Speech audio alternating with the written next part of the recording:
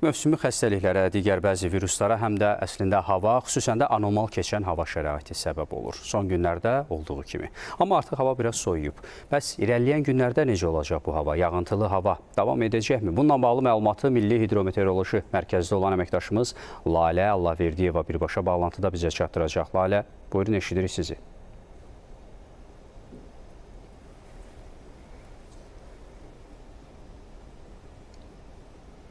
Ümumilikdə ölkə üzrə yağıntılı hava şəraiti dekabrın 5-i səhər saatlarına dək davam eləyəcək. Son aldığımız məlumata görə həmçinin dağlıq ərazilərdə qar yağacağı ehtimal olunur. Bəs növbəti günlərdə havanın temperaturu necə olacaq? Bu barədə ətraflı məlumatı bizə Milli Hidrometeorologiya Xidmətinin baş mütəxəssisi Leyla Mədətova çatdıracaq. Leyla xanım, bəs son bir ayda hiss elədiyimiz mülayim hava şəraiti kəskin qış soyuğundan əvəzlənəcəkmi?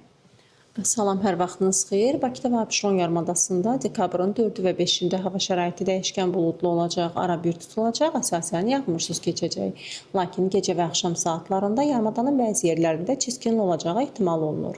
Şimal-qərb küləyi əsəcək, gündüz saatlarından şimal-şərq küləyi ilə əvəz olunacaq, havanın maksimal temperaturu 12-15 dərəcə isti olacaq. Bölgələrdə yağıntılı hava şəraiti dekabrın 5-nə dək davam edəcək. Belə ki, bəzi yerlərdə fasilələrlə yağıntılı olacağı gözlənilir. Ayrı-ayrı yerlərdə yağıntıların intensiv olacağı, dağlıq ərazilərdə isə qar yağacağı ehtimal olunur. Dekabrın 5-də əksər rayonlarda yağıntılar tədricən kəsiləcək, 6-sında əsasən yağmursuz hava şəraiti müşahidə olunacaq. Mülayim şərq küləyi əsəcək, havanın maksimal temperaturu mərkəzi rayonlarında 12-17 dərəcə, dağlarda isə 5-10 dərəcə isti olacaq. Təşəkkürlər.